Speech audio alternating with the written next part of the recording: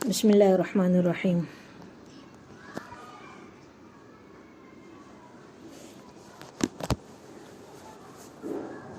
حدیث شریف تو گزر چکی ہے ہماری، جو رمضان کی جو پہلی حدیث تھی وہ گزر چکی ہے، اس کے بارے میں فائدہ پڑھ رہے تھے۔ بسم اللہ الرحمن الرحیم۔ میں نے اپنے آقا حضرت مولانا خلیل احمد صاحب نور اللہ مرقدہ کو متعدد رمضانوں میں دیکھا ہے کہ باوجود ضعف اور پیرانہ سالی کے مغرب کے بعد نوافل میں سوا پارہ سننا اور سنانا، یا خود سنتے تھے یا تو سناتے تھے، تقریباً آدھا گھنٹہ وغیرہ سوا پارہ سننا یا پڑھنا یا سنانا تھا نوافل کے اندر، اور اس کے بعد آدھا گھنٹہ کھانا وغیرہ ضروریات کے بعد ہندوستان کے قیام میں سوا دو گھنٹے تراویح میں خرچ ہوتے تھے۔ ہمارے تو کم سے کم تراویح میں ہمارے کو پونا گھنٹہ لگتا ہے، اس سے زیادہ تو نہیں خرچ ہوتا ہے، لیکن پھر بھی تراویح ہمارے کو جان پر آتی ہے پڑھنے۔ تو سوا دو گھنٹہ تراویح میں خرچ ہوتے تھے، اور مدینہ پاک کے قیام میں تقریباً 3 گھنٹے عشاء اور تراویح سے فراغت ہوتی تھی۔ اس کے بعد آپ حسب اختلاف موسم 2-3 گھنٹے آرام فرمانے کے بعد تہجد میں تلاوت فرماتے، صبح سے آدھا گھنٹہ پہلے سحری تناول فرماتے، اس کے بعد صبح کی نماز تک کبھی حفظ تلاوت فرماتے اور کبھی اوراد و وظائف میں مشغول رہتے۔ اسفار یعنی چاندی میں صبح کی نماز پڑھ کر اشراق تک مراقبہ کرتے، اور اشراق کے بعد تقریباً 1 گھنٹہ آرام فرماتے، اس کے بعد تقریباً 12 بجے تک سرگرمیوں میں 12 بجے تک اور دوسری کاموں میں، اور 1 بجے تک کے گرمیوں کے اندر 12 بجے سردیوں تک اور 1 بجے تک گرمیوں میں بذل المجہود تحریر فرماتے، اور جو خط وغیرہ آتے اس کا جواب لکھاتے۔ اس کے بعد ظہر کی نماز تک آرام فرماتے، ظہر سے عصر تک تلاوت فرماتے، عصر سے مغرب تک تسبیح میں مشغول رہتے، اور حاضرین سے بات چیت بھی فرماتے۔ جب بذل المجہود ختم ہو گئی تو صبح کا کچھ حصہ اور تلاوت میں اور کتابیں پڑھنے میں لگاتے۔ یہ ایسا تھا کہ رمضان المبارک میں اور رمضان المبارک کے علاوہ کوئی خاص تغیر نہیں تھا۔ نوافل کا یہ معمول دائمی تھا اور پورے سال تھا، البتہ رکعات کے طول میں رمضان المبارک کے اندر اضافہ ہو جاتا ہے، یعنی یہ پورا سال کا معمول تھا۔ یہاں پر ہمارے یہاں پر تو ایسا ہوتا ہے کہ ہم رمضان کا معمول الگ ہوتا ہے، غیر رمضان کا معمول ہمارے یہاں الگ ہوتا ہے۔ یہاں پر ایسا ہے نا کہ ان کے اکابرین کے یہاں پر ہے نا رمضان اور غیر رمضان دونوں برابر سرابر تھا، ان کے یہاں پر رمضان اور غیر رمضان دونوں ہی عبادت کا معمول ہوتا تھا۔ حضرت شیخ الہند رحمۃ اللہ علیہ کا معمول، حضرت مولانا شیخ الہند رحمۃ اللہ علیہ تراویح کے بعد سے صبح کی نماز تک نوافل میں مشغول رہتے تھے۔ اس کے بعد یکے کے دیگرے متفرق حفاظ کرام سے تراویح متفرق حفاظ سے کلام مجید سنتے رہتے تھے، پوری رات یہ نماز پڑھتے تھے، ان کا معمول تھا پوری رات نماز پڑھنے کا۔ حضرت مولانا شاہ عبد الرحیم رائے پوری رحمۃ اللہ علیہ کیا تو رمضان المبارک کا مہینہ دن رات تلاوت کا ہی ہوتا ہے، اس میں ڈاک بھی بند، یعنی خط و کتابت بھی بند، ملاقات بھی بند، سب۔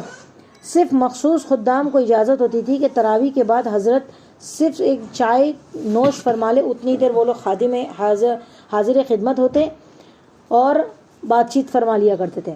بزرگوں کے معمولات اس لیے نہیں لکھے جاتے کہ ان کو سرسری پڑھ لیا جائے، بلکہ ان کو اپنی محنت سے اپنی ہمت کے مطابق اتباع کیا جائے، حتی الوسع اس کو پورا کرنے کی کوشش کی جائے۔ ہر لائن اپنے مخصوص امتیازات پر دوسروں سے فائق ہے۔ جو لوگ دنیاوی مشاغل سے مجبور نہیں ہیں، یعنی جن لوگوں کو زیادہ دنیاوی کام نہیں ہے، تو ان لوگوں کے لیے کیا ہی اچھا ہے کہ وہ 11 مہینہ تو ضائع کرتے ہی ہے۔ 11 مہینہ تو ہمارے ایسے بھی جاتے ہی ہے دنیا میں، 1 مہینہ ہم دنیاوی مشغول سے تھوڑا سا اپنے آپ کو نکال کر دین کے لیے، اعمال کے لیے، عبادت کے لیے مر مٹنے کی کوشش کر لیں۔ ملازم پیشہ حضرات جو 10 بجے اٹھتے ہیں، 4 بجے سے دفتر تک رہنے کے پابند ہوتے ہیں، تو 10 بجے سے کم 1 گھنٹہ اور پہلے اٹھ جائیں، تلاوت میں خرچ کر لے۔ کھیتی کرنے والے تو کسی کے نوکر نہیں ہوتے، نہ ان کے پاس کوئی اوقات ہوتا ہے، وہ تو اپنے خود ہی پابندی کر سکتے ہیں کہ وہاں کھیتی پہ بیٹھے بیٹھے تلاوت کر لے۔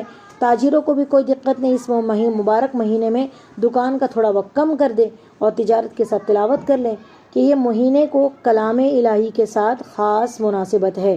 اس مہینے میں کلام الہی کی خاص مناسبت ہے کہ آسمانی تمام کتابیں اسی مہینے میں نازل ہوئی ہے۔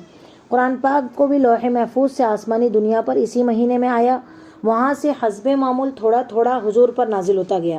حضرت ابراہیم علیہ نبی علیہ الصلاۃ والسلام کو صحیفے بھی اسی مہینے میں ملے، داؤد علیہ السلام کو زبور 18 یا 12 رمضان کو ملی، موسیٰ علیہ السلام کو توریت 6 رمضان کو عطا ہوئی، عیسیٰ علیہ السلام کو انجیل 12 یا 13 رمضان المبارک کو ملی۔ یعنی اس مہینے کو خاص مناسبت ہے قرآن مجید سے، اللہ کی کتابوں سے۔ اسی وجہ سے اس مہینے میں تلاوت کا کثرت سے معمول بنانا چاہیے کہ حضرت جبرائیل علیہ السلام بھی ہر سال رمضان میں تمام قرآن شریف نبی کریم صلی اللہ علیہ وسلم کو سناتے تھے۔ بعض روایتوں میں آتا ہے کہ خود حضور سے سنتے تھے، بعض روایتوں میں سناتے بھی تھے۔ علماء نے ان دونوں حدیثوں کو ملانے سے قرآن پاک کا جو دور کرنے کا رائج استحباب نکالا ہے۔ تو یہ ساری چیزیں مناسبت ہے۔ اب اس کے بعد تو آگے پڑھیں گے انشاءاللہ کہ 4 چیزوں کی طرف حضور نے مجھے متوجہ کیا ہے۔ اب آتے ہیں ہم لوگ ہمارا جو بیان، ہمارا جو سلسلہ وار آج جو ہمارا کمپلیٹ ہو جائے گا انشاءاللہ اکرام مسلم کے بارے میں۔ اکرام مسلم کے بارے میں ہمارا جو تفصیلی بات چیت چل رہی ہے اتنے ہفتوں سے، آج میں انشاءاللہ سوچ کے مکمل کر لوں، پھر اگلے ہفتے تو شعبان لگ جائے گا، تو پھر شعبان سے اخلاص نیت لے لیتے ہیں ایک مہینہ، اور ہم لوگ اس کے بعد ہماری اس کی تیاری لیتے ہیں، مطلب اخلاص نیت کے ساتھ ساتھ ہم تیاری بھی لے لیں گے انشاءاللہ۔ اب آتے ہیں ہم لوگ، ہمارا کیا چل رہا تھا پچھلے ہفتے ہم لوگ نے؟ اخلاق ہے نا، صلہ رحمی، اخلاق، صلہ رحمی، آپس کا سلوک۔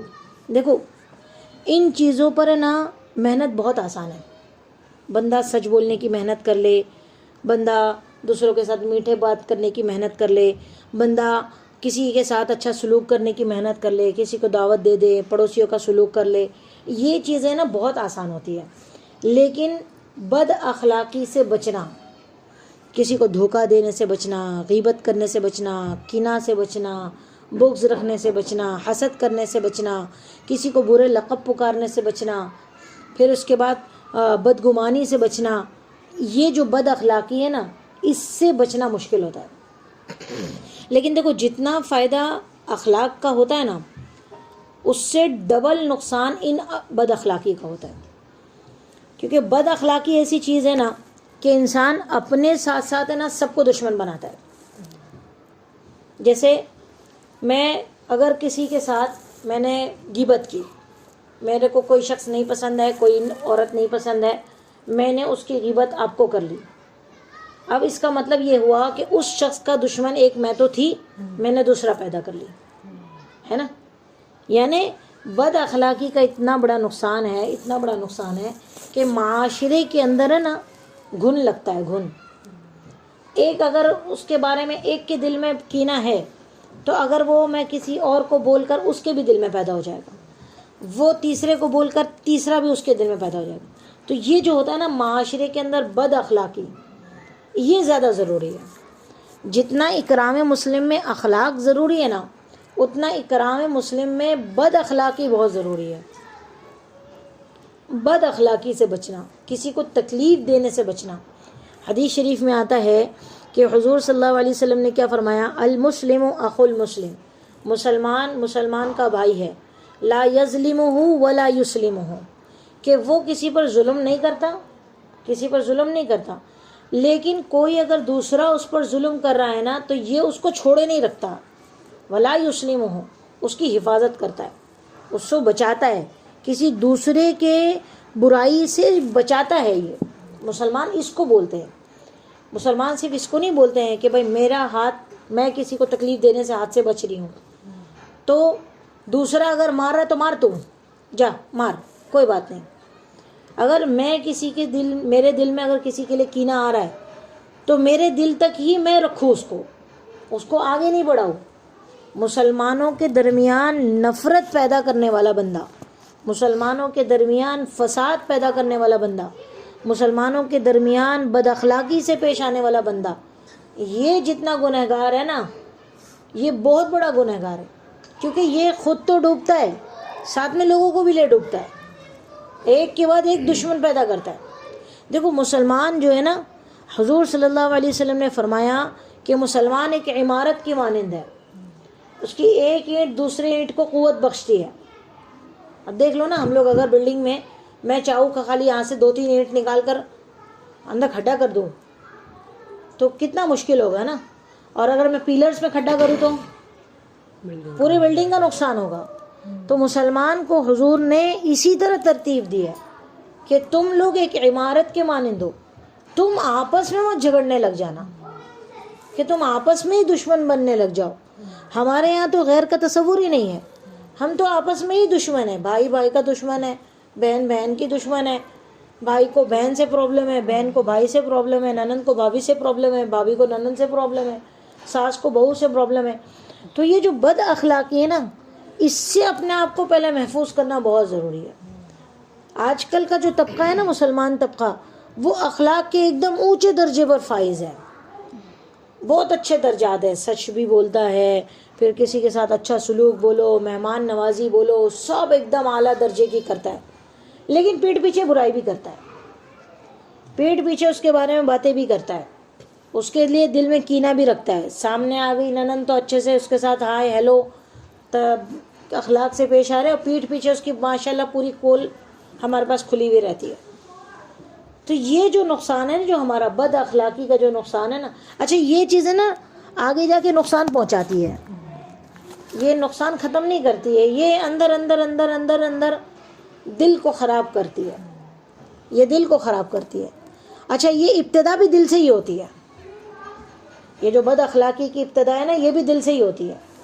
سب سے پہلے جو برائی اگر بندے کے دل میں آئے نا، جو ساری برائیوں کی جڑ ہے، وہ بدگمانی ہے. سب برائیوں کی جڑ. تم کو کسی سے حسد ہو رہا ہے تو پہلے بدگمانی ہوئی، پھر حسد ہو رہا ہے. حسد کیوں ہوتا ہے؟ انسان کو پہلے بدگمانی ہوتی کہ نہیں اس نے میرا نقصان کر کے دیکھو خود نے گھر بنا لی، یا میں ادھر دکان لینے والی تھی اس نے خرید لی. تو بدگمانی ہے نا، بدگمانی ابتدا ہوئی تو پھر جھوٹ بھی آ جاتا ہے، ہم اس کے لیے غیبت بھی کرنے لگ جاتے ہیں، ہم اس کے لیے برائی بھی حسد بھی کرنے لگ جاتے ہیں، ہم اس کے لیے ظلم کی سوچ پہ بھی آ جاتا ہے. آخر بات لاسٹ تو ظلم پر آتی ہے، ہاتھ سے انسان ظلم کرتا جو لاسٹ. باقی زبان سے تانا دینے والے بھی بن جاتے ہم لوگ.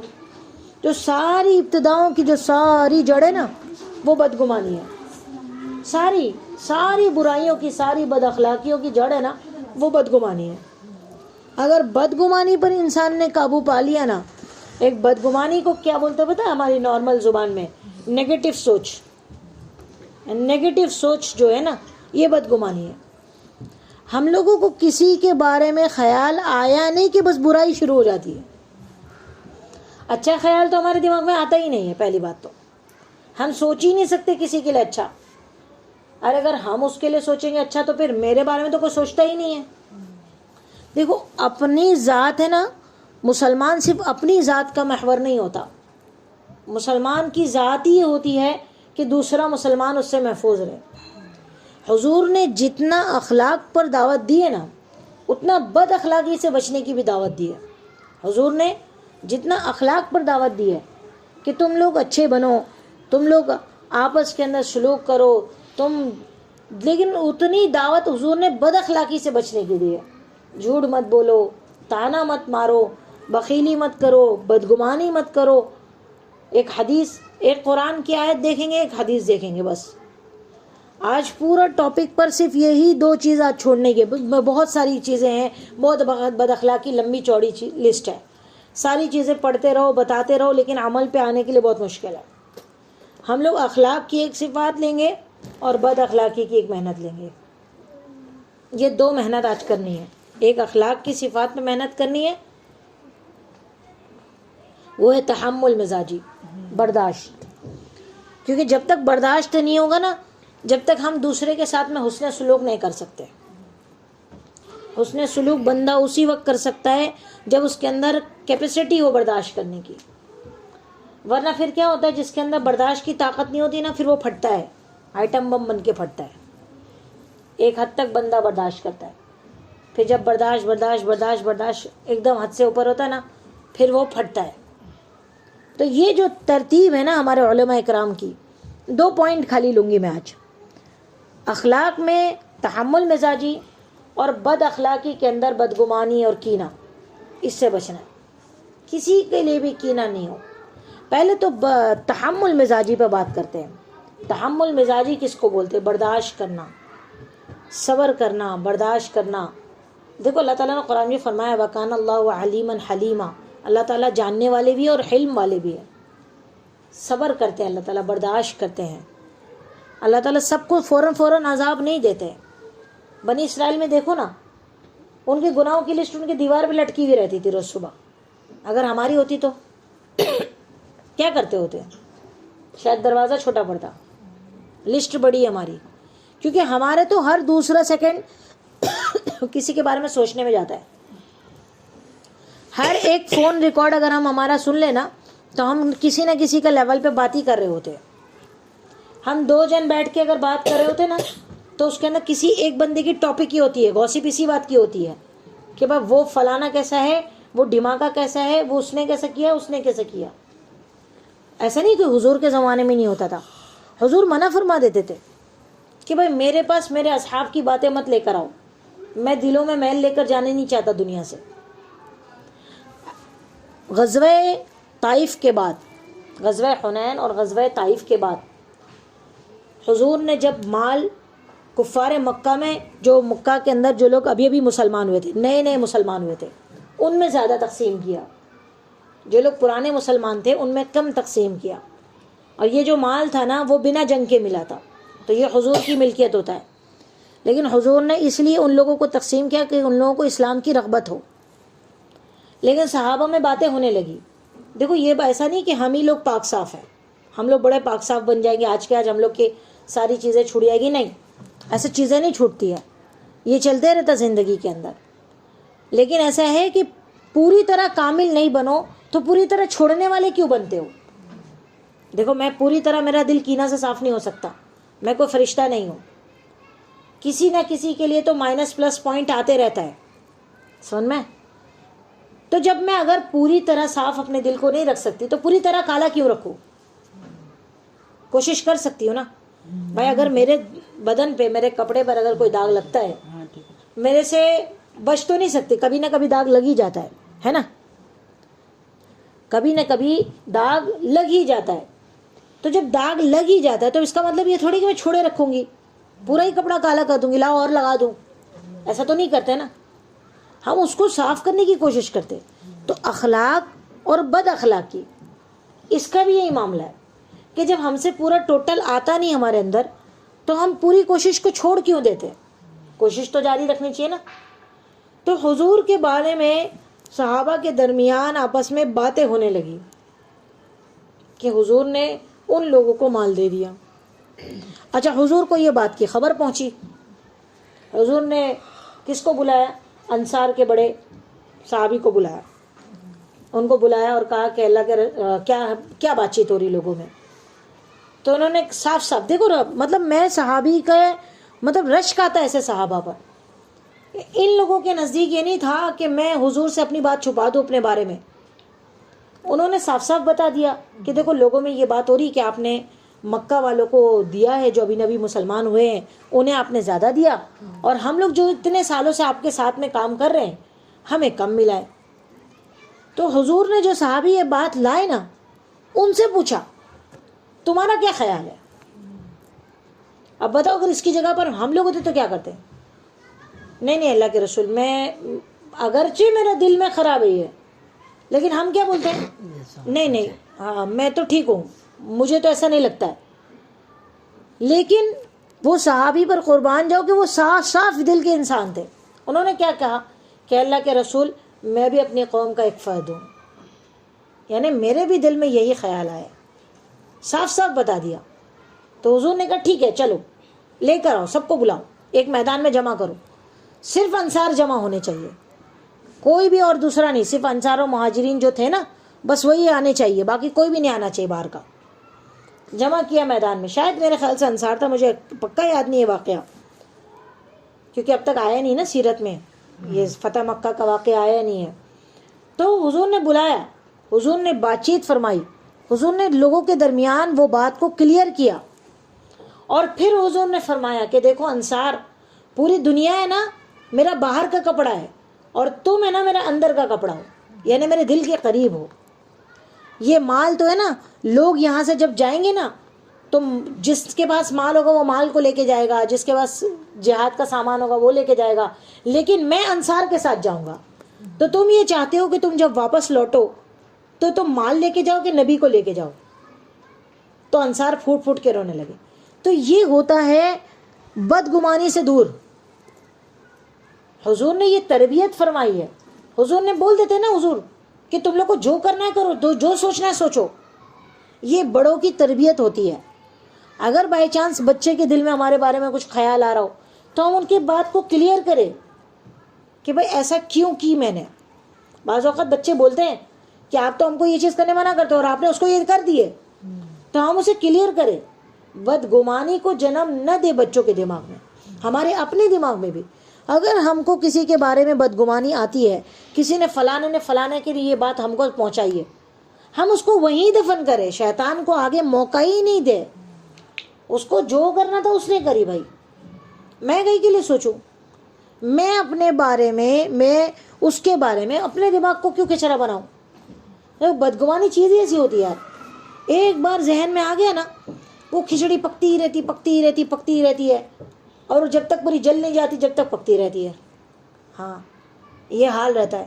میں بولوں نا یہ دو چیز بہت ضروری ہے، ایک تحمل مزاجی اور ایک بدگمانی. اب یہ بدگمانی کو نکالنے کے لیے ہمیں تحمل مزاجی لانی پڑے گی کہ بھائی چھوڑ دو، کیا کرنا ہے اس کو جو سوچنا. دیکھو لوگوں کی سوچ کے بارے میں ہم فیصلہ کر ہی نہیں سکتے، کبھی بھی نہیں کر سکتے. آج ہماری ووٹنگ تھی نا، ہم اپنی سوچ کے مطابق دیتے ہیں نا. کوئی بندہ کتنا بھی لوگوں کے ساتھ اچھا سلوک کر لے، لیکن لوگ اپنی سوچ کے مطابق ہی فیصلہ کرتے ہیں. تو جب ہماری سوچ پر لوگوں کی سوچ نہیں آ سکتی ہے تو ہم لوگوں کی سوچ کے مطابق اپنے آپ کو گندا کیوں کریں؟ ہم اپنے دماغ کو خراب کیوں کریں؟ حضور صلی اللہ علیہ وسلم حضرت صفیہ رضی اللہ عنہا کے ساتھ میں رات کو وقت میں جا رہے تھے اور 2 صحابی بھی جا رہے تھے سامنے سے. اب 2 صحابی جا رہے تھے، وہ لوگ آگے ہو گئے، حضور وہاں چلے گئے. پھر حضور پیچھے آئے اور وہ صحابی سے کہا کہ یہ میری بیوی ہے، صفیہ ہے، آپ کی ماں ہے. تو انہوں نے کہا اللہ کے رسول، ہم آپ کے بارے میں ایسے کیسے گمان کر سکتے ہیں؟ تو کہا نہیں، شیطان کھلا دشمن ہے. شیطان کھلا دشمن ہے، کسی کے بارے میں بدگمان کر سکتا ہے تم کو. تو بدگمانی ایسی چیز ہے کہ اگر بندہ اس سے بچ جائے نا تو آل اسٹیپ صحیح ہو جاتے ہیں، سارے اسٹیپ ٹھیک ہو جاتے ہیں آگے کی زندگی میں. تمہاری ساری زندگی میں دیکھنا اسٹیپ ٹھیک ہو جائے گا. تم حسد سے بچ جاؤ گے، تم اس کے بعد اندر کینہ سے بچ جاؤ گے، تم وہ اندر جلن سے بچ جاؤ گے، پھر اس کے بعد بغض سے بچ جاؤ گے، پھر اس کے بعد غصے سے بچ جاؤ گے، پھر اس کے بعد اس کے لیے نفرت سے بچ جاؤ گے، اور پھر اس کے بعد اس کے لیے بولے نا آخر میں لاسٹ میں ظلم سے بھی بچ جاؤ گے. یہ ابتدا ہے. بدگمانی آتی ہے، پھر کینہ آتا ہے، پھر بغض آتا ہے، پھر حسد آتا ہے، پھر بندہ دوسرے کو نقصان پہنچاتا ہے. یہ ایک بدگمانی. اور یہی بدگمانی ہمارے معاشرے کو لے ڈوبی ہوئی ہے. جس کو دیکھو وہ دوسرے سے بدگمان ہے. اور آج کل کا تو یہ بولے نا لوگوں کے نزدیک ایک نعرہ ہے کہ بھائی ہر کسی سے بدگمان رہنا. پتہ نہیں کون کب دھوکہ دے دے.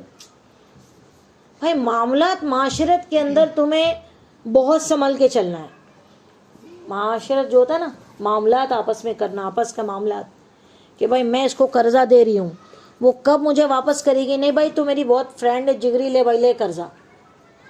پھر سامنے سے ملتا ہے دھوکہ. سمجھ میں؟ لیکن اس معاملے کے اندر حضور نے فوراً فرما دیا. کیا فرمایا؟ کہ تم لکھ کر رکھو، سائن ہونی چاہیے. بھائی معاملہ کلیئر. وہ بولی کہ تجھے مجھ پر بھروسہ نہیں ہے. بھائی بہت بھروسہ ہے تجھ پر، بہت گہرا بھروسہ ہے، لیکن مجھے حضور پر اس سے زیادہ بھروسہ ہے. حضور نے مجھ سے کہا ہے کہ بھائی تم لکھ کر رکھو. اللہ تعالیٰ قرآن مجید میں فرماتے کہ تم ہر معاملات لکھ کر رکھو. تو مجھے میرے اللہ اور میرے نبی پر بہت زیادہ بھروسہ ہے. تجھ سے بہت زیادہ محبت ہے، لیکن اس سے زیادہ مجھے اللہ اور نبی سے محبت ہے. میں ان کے حکم کو نہیں ٹال سکتی. پھر دیکھو دھوکہ نہیں کھاؤ گے. لکھ کر رکھو، سائن کرو. آپ نے اتنا لیا، ہم نے اتنا لیا. لکھ کر ہونا چاہیے. آج کل لوگ واٹس ایپ پر سیو کرتے ہیں اور پھر واٹس ایپ پر سیو کرتے ہوئے وہ کلیئر ہو جاتا ہے. واٹس ایپ اڑا، سب اڑا، اور سامنے والے کو بول بول کے تھک جاؤ، وہ نہیں دینے کا تم کو. تو یہ بدگمانی یہ بڑی خراب چیز ہے. اور اس کا اپوزٹ چیز ہے نا جو تحمل مزاجی ہے. تحمل مزاجی. حضور صلی اللہ علیہ وسلم کے تم کتنے بھی واقعات دیکھ لو، تحمل مزاجی بہت تھا آپ کے اندر. میں نے پچھلے ہفتے بتائی تھی کہ حضور کی جو بیٹی تھی وہ حضرت زینب رضی اللہ عنہا کا واقعہ بتائی تھی کہ حبار بن اسود نے اتنی زور سے برچھا مارا کہ ان کا مس کیریج ہوا، وہ اونٹ سے گری اور پھر اسی حالت میں مدینہ منورہ آئی اور اسی تکلیف میں ان کا انتقال ہوا. یہی مس کیریج کا خون جب بند نہیں ہوا اور اسی تکلیف میں ان کا انتقال ہوا ہے. تو بتاؤ اپنی بیٹی کے قاتل کو کون معاف کرے گا؟ معاف کر سکتا ہے کوئی؟ دیکھو معاف ہے نا، معاف کرنا تبھی ملتا ہے کہ بندہ جب تحمل مزاج ہو. معاف تبھی کر سکتا ہے کسی کو. دل صاف ہے نا تب ہوتے ہیں جب ہم لوگ تحمل مزاج ہو، ہمارے اندر پاور ہو برداشت کرنے کی. تو حضور صلی اللہ علیہ وسلم فتح مکہ میں جب حاضر ہوئے نا تو یہ حبار بن اسود رضی اللہ عنہ حضور کے پاس حاضر ہوئے اور معلوم تھا انہوں نے کتنی بڑی غلطی کی ہے. وہ حضور کے پاس حاضر ہوئے اور حضور سے معافی مانگی. حضور نے کہا کہ معاف کر دیا. کیا خیال ہے ہم لوگ معاف کریں گے؟ اپنی بیٹی کے قاتل کو معاف کریں گے؟ ہو سکتا ہے. ہم تو اپنی بیٹی پہ تماچا مارنے والے کو معاف نہیں کرتے، قاتل تو بہت دور کی بات ہے. پھر ہماری بیٹی پر انگلی اٹھانے والے کو ہم لوگ اس کو نہیں کرتے ہیں، پھر باقی تو بہت دور کی بات ہے. بتائیں نا حضور کتنا برداشت کرتے تھے. دو دوست تھے، دو دوست نہیں، صفوان بن امیہ مکہ مکرمہ میں اسلام لانے سے پہلے کے واقعات ہے. مکہ مکرمہ کے اندر بڑے دشمنوں میں شمار تھے اور یہ اسلحہ ڈیلر تھے. ان کے پاس بہت سارے ہتھیار تھے، سارے جنگی ہتھیار ان کے پاس بہت تھے. یہ نا سب کو کرائے پر دیتے تھے، اپنے جو ہتھیار ہے نا کرائے پر دیتے تھے. وہ ذرا پھر وہ اوپر کی کیپ، پھر تلواریں، برچھا، یہ ساری چیزیں نا یہ دیتے تھے. انہوں نے کیا کیا، ایک دوسرے صحابی جو بعد میں مسلمان ہوئے، عمیر بن وہب، ان کا بیٹا بدر میں نا مسلمانوں کے ہاتھ سے قتل ہوا تھا. اور صفوان کو معلوم تھا کہ عمیر کا بیٹا قتل ہوا ہے اور عمیر بھی غصے کے اندر ہے. اچھا عمیر جو تھے نا وہ بیوی بچے والے صحابی تھے، کم غریب، بیوی بچے، قرضہ. تو صفوان نے انہیں بلایا، دونوں نے حتیم میں بیٹھ کے پلاننگ کی. صفوان نے کہا کہ دیکھ میں نے اپنی ایک تلوار ہے نا ڈبا کے رکھا ہوں، کس میں؟ زہر میں، اور بہت سخت ترین زہر ہے، خالی خراش لگے گی بندہ گیا. وہ تلوار لے کے تو جا مدینہ اور بس کام تمام کر کے آ. تیرے بیوی بچے کی زندگی بھر تک ذمہ داری میری، کیونکہ ظاہری بات ہے جب وہ مارے گا تو کوئی بچنے والا تھوڑی، صحابی چھوڑنے والے تھوڑی. تیرے بیوی بچے کی قرضے کی ذمہ داری میری مرنے تک کے. وہاب یہ عمیر بن وہاب سوچے کہ بھائی مسئلہ ہے، میرے بیوی بچے، میں غریب بھی ہوں، کام ویسے بھی میں غصے میں ہوں، جا کر آتا ہوں. وہ تلوار لیے مدینہ منورہ آئے. اب اتفاقاً وہ مسجد نبوی میں داخل ہونے والے تھے، حضرت عمر کی نظر پڑ گئی. حضرت عمر نے دیکھا کندھے پر تلوار ہے، معاملہ گرم ہے، سیدھا پکڑ لیا، دبوچ لیا. حضور نے کہا میرے پاس لاؤ. حضور نے بٹھایا سامنے. ہم اپنے آپ پر غور کریں، اپنے آپ پر غور کریں کہ ہماری کوئی بچی کا رشتہ کسی نے توڑ دیا ہو پیٹ پیچھے سے، اور وہ آیا ہمارے گھر کے اندر، ہم لوگ بولیں گے آجا بیٹا بیٹھ، کیا کیا ہے ہمارے پاس اخلاق. حضور کے اخلاق دیکھو، تحمل مزاجی، برداشت، بدگمانی سے بچنا. حضور کی زندگی دیکھو نا. حضور نے بٹھا کر پوچھا عمیر کس ارادے سے آئے ہو؟ تو کہا نہیں اللہ کے رسول بس ایسے ہی آیا تھا. اچھا بولے تلوار لے کر ایسے ہی آ گیا تھا؟ بولے تلوار نے تو کس کے کام بنائے جو ہمارے بنائیں گے. حضور نے کہا اور کوئی ارادہ نہیں تھا؟ تو کہا نہیں اللہ کے رسول کوئی بھی ارادہ نہیں تھا.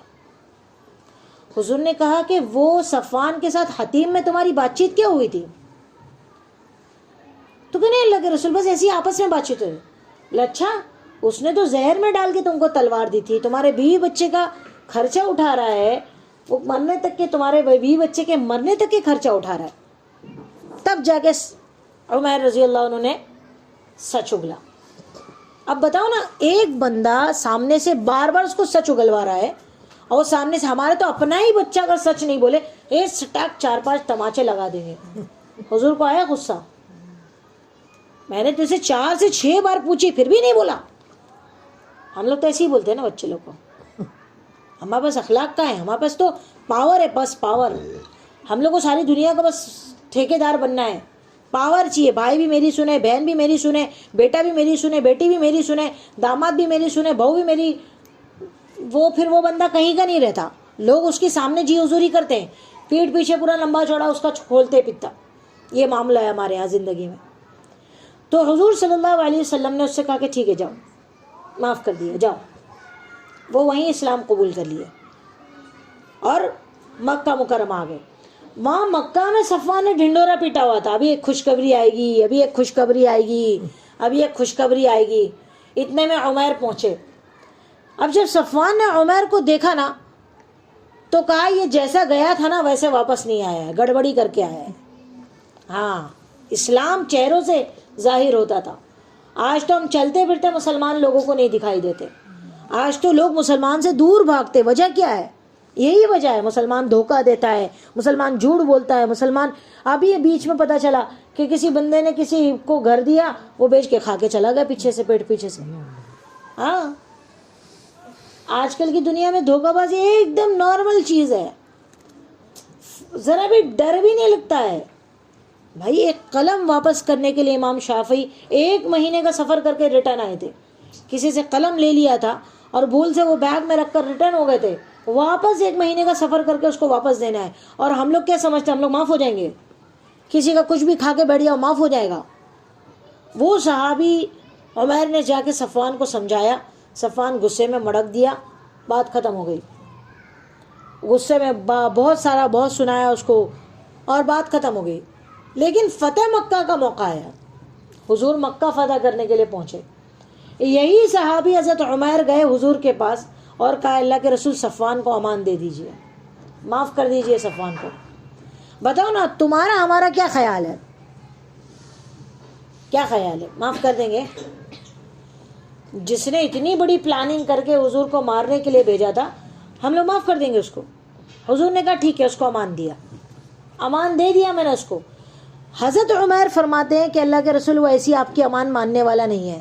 آپ جو پگڑی پہنے نا وہ واپس کرو, وہ پگڑی دو. اب بتاؤ, حضور کی پگڑی, صحابہ بیٹھے ہوئے. تم خود سوچو نا, ہم اپنے استاد کا دوپٹہ وغیرہ لے سکتے ہیں کیا؟ آسان کام ہے. حضرت عمیر فرما رہے ہیں کہ صفوان کے لیے اللہ کے رسول آپ اپنی پگڑی دیجئے. حضور نے اپنی پگڑی مبارک اتار کے دے دی, جاؤ صفوان کو لے کر آؤ. صفوان جدہ بھاگنے کی تیاری کر رہے تھے, یمن, جدہ سے یمن جانے کی تیاری کر رہے تھے. حضرت عمیر پہنچے اور کہا کہ تمہارے کو امان مل گئی. تو کہا سوال ہی نہیں اٹھتا ہے مجھے امان دی جائے, میں نے اتنے بڑے بڑے کانڈ کیے نا, کوئی امان ملنے کی نہیں مجھے. انہوں نے پگڑی دکھائی کہ حضور نے پگڑی دی ہے. پھر وہ حضور کی خدمت میں آئے اور پھر آ کر کیا بول رہے پتہ ہے؟ اسلام کے بارے میں میرے کو 2 مہینے کا اور ٹائم چاہیے. کتنا ٹائم چاہیے؟ تو کیا ہونا چاہیے تھا؟ سیدھا دینا چاہیے تھا. لیکن حضور ہماری طرح نہیں تھے نا. حضور تو حضور تھے نا, نبی تو نبی تھے نا. وہ حضور نے کہا ٹھیک ہے صفوان, آپ کو ٹائم دیا, اعلان کر دیا صفوان کو کوئی نہیں قتل کرے گا. صفوان کو میں نے 2 مہینے کا ٹائم دیا ہے. پھر صفوان 2 مہینے بعد مسلمان ہوئے. یہی غزوہ حنین کے اندر جب حضور نے مال بانٹا نا تو صفوان کو سب سے زیادہ دیا, جتنا مانگا اتنا صفوان کو دیا ہے. یہ ترتیب ہوتی تھی حضور کی, معاف کرنا, بدلہ نہیں لینا. حدیث کے الفاظ ہیں نا, سل من قطعک, جو توڑے اس کو جوڑو. واعف عمن ظلمک, جو ظلم کرے اس کو معاف کرو. واعط من حرمک, جو تمہیں محروم کرے اس کو عطا کرو. تمہارا اپنے اخلاق میں اچھا ہونا بہت زیادہ ضروری ہے. ہمارے یہاں پر مسئلہ یہ ہے کہ ساری دنیا میرے ساتھ اچھے اخلاق سے پیش آئے, میں تو اپنے من کی مالک ہوں نا بھائی. میرے دماغ میں جو آتا میں بول دیتی ہوں, میرے دماغ میں جو آتا میں غیبت کر دیتی ہوں, میرے دماغ میں جو آتا میں کسی کے بارے میں بولوں, میری اپنی مرضی ہے. لیکن یہ جو جتنا اخلاق کے ہونا اس کا فائدہ نہیں ہوتا, اتنا بد اخلاقی کا نقصان ہوتا ہے. بندہ ایک کے بعد دشمن پیدا کرتا ہے, سمجھ میں. اور ہم کو کیا خیال ہے, ہم پیٹھ پیچھے کسی کا دشمن تیار کرے تو ہمارے کیا دوست پیدا ہونے والے؟ حدیث کے الفاظ ہیں من ستر مسلمن، جو کسی مسلمان کے ساتھ مسلمان کی ستر پوشی کرے گا اللہ تعالیٰ اس کی ستر پوشی کریں گے. جو مسلمان کے عیب چھپائے گا اللہ اس کے عیب چھپائیں گے. جو مسلمان کو کپڑا پہنائے گا اللہ اس کو کپڑا پہنائیں گے. جو مسلمان کی دکھ اور غم کو دور کرے گا اللہ قیامت کے دن اس کے دکھ اور غم کو دور کریں گے. اب بتاؤ کیا خیال ہے؟ کسی کے دکھ بڑھانا ہے کہ دکھ چھپانا ہے؟ ہم تو دکھ بڑھانے کا سبب بنتے ہیں. بہو خدمت کرتی ہے، بیٹھتی ہے، باتیں کرتی ہے، پھر بھی ساس بیٹھ کے الگ سے جا کر کھچر کھچر کھچر اپنی بہن کو، وہ جو ایک بات بیچاری کی غلطی ہو گئی ہوگی نا اس کو لے کر بات کرے گی. اور پھر بہو بھی کچھ کم تھی کہ نہیں رہتی ہے، وہ بھی ماشاءاللہ. مطلب بولو نا، میں تو یہی سوچتی ہوں کہ صرف بندہ اپنے آپ کو سدھارے. میں اپنے آپ کو سدھارنے کی محنت کروں. لوگ بولتے ہیں کہ بھائی ایک کو سدھارنے سے کیا ہونے والا، معاشرہ تو ویسے ہی رہنے والا ہے. بھائی اندھیروں کو برا کہنے سے کچھ نہیں ہوگا، اپنے حصے کا دیا خود ہی جلانا ہوگا. اگر میں سوچوں کہ میں دیا جلاؤں نہیں، ایک قصہ ہے، ایک بادشاہ نے اعلان کیا کہ یہ خالی کنواں ہے، کل سب کے سب اپنے گھر کا دودھ لا کے ڈالو اس میں. کیا اعلان کیا؟ سب کے سب اپنے گھر کا دودھ لا کے رات میں ڈال دینا سب کے سب. پتہ ہے صبح کنویں میں دیکھا گیا تو پانی ہی تھا، کیونکہ سبھی نے سوچا تھا کہ ارے سب تو دودھ ڈالیں گے، میں اگر پانی ڈال دیا تو کیا پرابلم ہے نا. یہ بزرگوں نے واقعات لکھے ہیں ہمارے کو سمجھانے کے لیے. بتایا ہے کہ ہم سب یہی سوچتے کہ سامنے والا کینہ چھوڑے نا، میں کیوں چھوڑوں، ارے میرے ایک کے چھوڑنے سے کیا ہونے والا. ارے بھائی میرا ایک کا بننا، اللہ تعالیٰ کی مخلوق میں سے ایک تو بن گیا نا. اللہ کے نافرمان کروڑوں تھے، اس میں سے ایک تو ہٹ گیا مائنس میں. تو ہم تو اللہ کو دکھانے کے لیے بنے نا، کیا ہم لوگ دنیا والوں کو دکھانے کے لیے بنے؟ تو یہ حدیث کے الفاظ ہے ولا تقاطعوا، آپس میں قطع تعلق نہ کرو، ولا تدابروا، ایک دوسرے کے ساتھ بے رخی سے پیش مت آؤ. یہ بھی سب سے بڑی مسئلہ ہے. ایک ہی گھر میں رہتے ہیں پر دیکھنا بھی نہیں ہے اس کو، بے رخی ایک دوسرے کے ساتھ. حضور نے منع فرمایا ولا تدابروا، اے میرے امتیوں آپس میں ایک دوسرے کے ساتھ بے رخی سے پیش نہیں آؤ. ولا تباغضوا، آپس میں ایک دوسرے کے ساتھ بغض سے پیش مت آؤ، آپس میں دشمنی مت رکھو. ولا تحاسدوا، حسد مت کرو. وکونوا عباد اللہ اخوانا، آپس میں بھائی بھائی بن کر رہنا، مت لڑائی کرنا آپس میں، ورنہ تمہاری دوسروں کے سامنے وقات ختم ہو جائے گی. تو یہ ساری چیزیں جو جوائنٹ ہوتی نا، ابتدا کدھر سے ہوتی ہے؟ بدگمانی سے. سارا بڑا جو وہ ہے نا، سارا کام بدگمانی سے شروع ہوتا ہے. تو ہمیں جو رمضان کی تیاریوں میں سے ایک تیاری ہے کہ ہمیں محنت کرنی ہے کہ میرے اندر تحمل مزاجی آ جائے. سامنے والا جو کچھ کرتا ہے وہ جانے دیجئے، اس کے نصیب کی بات ہے، اس کے نام اعمال ہے، اس کی قسمت ہے. میرے لیے تو میرا اپنا پوائنٹ ہے نا، یار میرے تو نام عمل میں نہیں لکھا جا رہا نا کہ میں اس کے ساتھ برا سلوک کر رہی ہوں. تو ہم کوشش تو کر سکتے ہیں نا. یہ ترتیب بنائیں گے ہم لوگ یہ ہفتہ کہ ہم لوگ تحمل مزاجی اور بدگمانی اس پہ بچیں گے. دیکھو اب تو ہماری کوشش چل رہی ہے کہ شعبان آ رہا ہے، رمضان آ رہا ہے، تو ہمارے دلوں کی صفائی ہونا بہت ضروری ہے. جب تک دل صاف نہ ہونا تب تک محنت کامل نہیں ہوتی ہے. دل صاف ہونا چاہیے. ہمارے دلوں کے اندر میل ہونا اس کو دور کرو. ایک ہی گھر کے اندر فرد ہے، ساس ہے، بہو ہے، بات نہیں کرتے. اس نے میرے ساتھ ایسا کیا تھا، ارے یار مٹی ڈالو پرانی باتوں کو، چھوڑو اس کو. جس نے کیا کیا تھا، کیوں کیا تھا، کیسے کیا تھا، چھوڑ دو. اللہ تعالیٰ سب حساب کتاب لینے والے موجود ہیں. ہم چھوڑ دینا کیا حرج ہے، ہم آگے دین کی محنت کریں. دوسری بات، آج یہ پوائنٹ ہمارا یہیں پر آ کے ختم ہوتا ہے. دوسری بات یہ ہے، آج جو اہم پوائنٹ تھا وہ تھا شب معراج کے بارے میں. دیکھو حضور صلی اللہ علیہ وسلم کے معجزات میں سے ہے کہ معراج ہوئی آپ کو. حضور، یہ سب سے بڑا سفر تھا جو کسی نے نہیں کیا، صرف حضور نے کیا. اتنا لمبا سفر، مکہ سے مدینہ، مدینہ سے بیت المقدس، وہاں سے لے کر آسمانی دنیا، آسمانی دنیا سے سدرۃ المنتہا، سدرۃ المنتہا سے عرش، اور عرش سے پھر واپس. یہ 4 ترتیب تھی. حضور نے یہ چاروں ترتیب پر سفر کیا اور آپ واپس آئے. لیکن واپس آنے کے بعد حضور نے معراج کا واقعہ تو لوگوں کو بیان کیا ہے، صحابہ نے لوگوں کو بیان کیا ہے، تابعین میں لوگوں نے بیان کیا ہے، لیکن کون سی تاریخ کو ہوا ہے نا، یہ کسی نے بیان نہیں کیا کہ حضور کو معراج کس دن ہوئی، کس رات ہوئی. یہ رات کی ڈیٹ کسی تاریخ سے ثابت نہیں ہے، کسی حدیث سے ثابت نہیں ہے. اب لوگوں میں وقفہ ہے کہ بس 27 رجب 27 رجب، یہ ثابت شدہ بات نہیں ہے. چلو ٹھیک ہے، اگر مان لیا جائے کہ 27 رجب کو حضور کو معراج ہوئی بھی ہے، لیکن حضور کو معراج ہوئی 10 نبوت میں، نبوت کے 10ویں سال. اس کے بعد حضور کتنے سال زندہ رہے؟ 13 سال، 3 سال مدینہ منورہ میں، اور 10 سال مدینہ منورہ میں، اور 3 سال مکہ مکرمہ میں. ٹوٹل کتنے سال زندہ رہے؟ 13 سال. اس کے بعد ابو بکر کتنا زندہ رہے؟ 2 سال. اس کے بعد عمر کتنا زندہ رہے؟ 10 سال. اس کے بعد عثمان کتنا زندہ رہے؟ 12 سال. اس کے بعد علی کتنا زندہ رہے؟ 8 سال. کسی بھی صحابی نے اور حضور نے نہیں یاد کیا کہ آج 27 رجب ہے، مجھے معراج ہوئی تھی، آج ہم لوگ جاگتے ہیں، عبادت کرتے ہیں، چلو کل روزہ رکھتے ہیں. کسی نے بھی نہیں کیا.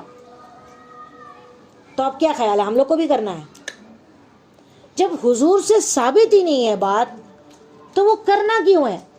اچھا، لوگوں کا خیال یہ ہوتا ہے کہ آپا اتنے سالوں سے چلی آئی ہے. بھائی یہ 100 سال سے چلی آئی ہے، 1400 سال سے نہیں چلی آئی ہے. ہمیں دین حضور کا فالو کرنا ہے، یہ سالوں کا اور ہمارے ماں باپ کا فالو نہیں کرنا ہم کو. جب یہ بات حضور سے ثابت ہی نہیں ہے تو پھر ہم کیوں کریں؟ اچھا، کچھ لوگوں کا کہنا ہوتا ہے اگر ہم رات کو جاگ لیے تو کیا پرابلم ہے؟ جاگ لیے، یار جس کام کو حضور نے نہیں کیا وہ کر کے ہم بول رہے ہیں ہم جاگ لیے تو کیا پرابلم ہے؟ ایک بدعت کو ایجاد کرنا، ایک بدعت کا ساتھ دینا، یہ بہت بڑی بات ہے، بہت غلط بات ہے. یہ حضور کو ناپسند تھا. حضور نے جب نئی عبادت کی تو نہیں کرنی، بس ختم بات. لیکن لوگ ماننے ہی تیار نہیں ہیں. آج کل تو یہ ہونے لگا ہے، باتیں ہونے لگی ہے کہ بھائی دیوبندی لوگ تو مانتے ہی نہیں ہے. بھائی دیوبندی اور اس کا مسلک نہیں چلتا. ہم دیوبند کو فالو نہیں کرتے، ہم تو حضور کو فالو کرتے ہیں. جب حضور سے یہ بات ثابت ہی نہیں. اچھا، پھر کچھ لوگوں کے میسیجز آتے ہیں کہ آپ فلانے مولانا تو حدیث بتا رہے ہیں. بھائی تم فلانے مولانا کو فالو مت کرو، تم جاؤ، خود حدیث کی کتابیں گوگل پہ موجود ہے، ساری کتابیں کھلی ہوئی موجود ہے، پڑھو جا کر، کھولو جا کر، خود دیکھو جا کر، ڈھونڈو نا بھائی، ورنہ خود عالم بنو، محنت کرو اپنے آپ پر. اندھا دھن تقلید کو دین نہیں کہتے ہیں. اپنے آپ کو بناؤ، محنت کرو. تو جب موجود ہی نہیں ہے کوئی بات تو پھر اس کو بنانا، اس کے دن روزہ رکھنا. کچھ لوگوں کا سوال آتا ہے کہ آپا اس دن قضا روزہ رکھ لے تو. ارے بھائی آج رکھنا، کیا پرابلم ہے؟ کل رکھ، پرسوں رکھ، منڈے کو رکھ. 27 کو ہی کیوں رکھنی ہے؟ اس میں نا دلی تسلی ہوتی ہے. اوہو سب رکھ رہے ہیں نا، اب سب کے سامنے شرم آئے گی کہ میں نہیں رکھ رہی ہوں. ارے بھائی نہیں رکھا ہے حضور نے تو میں نہیں رکھ رہی ہوں. حضور چلتے تھے تو پیر کیسا اچاتے تھے وہ بھی صحابہ نے بتایا ہے. حضور بات کرتے تھے تو دانت کتنے دکھتے تھے وہ بھی صحابہ نے بتایا. اور حضور 27 رجب کا روزہ رکھتے تھے، صحابہ نے بتایا ہی نہیں ہم کو. کیسی بات ہے؟ عجیب بات ہے کہ نہیں ہے؟ تو یہ معاملہ ہے، سمجھ میں؟ تو 27 رجب کے معاملے میں نہ گروپ میں کوئی بات آئے گی، نہ گروپ میں کوئی سوال آئے گا. میں گروپ آپشن ہی بن رکھنے والی ہوں کل پورا دن اور کل پوری رات، کیونکہ میں سوالات سے بہت تھک گئی ہوں. ایک ایک بندی کو الگ الگ جواب دو کہ نہ حدیث سے ثابت ہے رات کا گزارنا، نہ دین کی عبادت حدیث سے ثابت ہے، پھر بھی مانتے ہی نہیں ہیں. سمجھ میں؟ تو اب 27 رجب کے بارے میں کوئی سوال نہیں چاہیے. ہاں حضور کو معراج ہوئی ہے، برحق ہوئی ہے، لیکن کون سے دن ہوئی، کون سی رات میں ہوئی ہے اور کیا دین کی تعریف ہے وہ کچھ نہیں ثابت ہے. ٹھیک ہے، انشاءاللہ کریں گے نا کوشش. آج سے یہ عزم کریں گے، اگلے ہفتے سے یہ تو شعبان ختم ہو جائے گا، یہ رجب ختم ہو جائے گا، شعبان شروع ہو جائے گا. اپنے آپ پر محنت کرو، اپنے دل پہ محنت کرو کہ میرا دل سینہ میرا کینہ سے پاک ہو، میرا کینے سے پاک ہو. کس نے جو بھی سلوک کیا میرے ساتھ اللہ معاف کرے، اس کو ختم کرے، اللہ پاک اس کو بہت دے. دعائیں مانگا کرو ہمیشہ. لوگ بولتے ہیں نا کہ آپ دل سے کینہ نہیں نکلتا ہے، وہ جاتا ہی نہیں دل میں سے. دعا مانگا کرو اللہ تعالیٰ اس کو خوب دولت دے. تو بولیں گے آپ کیسے دے ہو؟ پھر آپ تو اسی کے لیے مانگنے بول رہے ہیں. میرے کو دولت دیتے ہو میں اس کو چڑھاؤ؟ ارے بھائی نہیں، حضور دعا مانگتے تھے کہ اللہ میں نے جس کو اگر کسی کو سنا دیا ہو، کبھی کسی کو برا بلا بولا ہو، اے اللہ اس کو ہے نا بہت رحمت عطا فرما تیری طرف سے. اور اچھا یہ بات بتاؤ کہ اگر ہم کسی کے لیے رحمت کی دعا کرتے ہیں تو اللہ تعالیٰ اتنے کنجوس ہے، اس کو تو دیں گے، ہم کو نہیں دیں گے؟ یہ اللہ کی کنجوسی کی حد ہوتی ہے کیا؟ اللہ تعالیٰ ایسا نہیں کرتے ہیں. اللہ تعالیٰ فرماتے، حدیث میں آتا ہے، جو بندہ ہاتھ اٹھا کے کسی دوسرے مسلمان بھائی کے لیے مانگتا ہے نا، فرشتہ پیٹھ پہ کھڑے رہ کے اس کو بولتا ہے، کیا پیٹھ پیچھے کھڑے رہ کے کیا بولتا ہے فرشتہ؟ کہ آمین وَلَكَ بِمِثْلٍ. اس بندے کو بھی اللہ دے اور تجھے بھی عطا کرے. تو پھر کیا خیال ہے، ہم نے اس کے لیے دعائیں رحمت مانگی اور ہمارے کو نہیں ملے گا؟ ملے گا نا. تو پھر دل کھول کے مانگو، کیا حرج ہے، کیا پرابلم ہے؟ آج سے مانگیں گے نا 15 شعبان تک، کہ 15 شعبان کو ہی مانگیں گے، نہیں مانگیں گے، اور آج معاف کر دیں گے نا دل میں سے جتنے، کم سے کم آج تو معاف کرو، کل پھر آئے گا پھر کل معاف کر دینا، پھر آئے گا پھر معاف کر دینا. کیا پرابلم ہے بھائی؟ دل پورے طرح تو صاف ہونے والا نہیں ہو تو مرتے دم تک محنت کرنی ہے. تو انشاءاللہ یہ کوشش کریں گے، ٹھیک ہے؟ چلو، سبحان اللہ بحمدہ، سبحانک اللہم وبحمدک، نشہد ان لا الہ الا انت، نستغفرک ونتوب الیک. سبحان ربک رب العزت عما یصفون وسلام علی المرسلین والحمد للہ رب العالمین.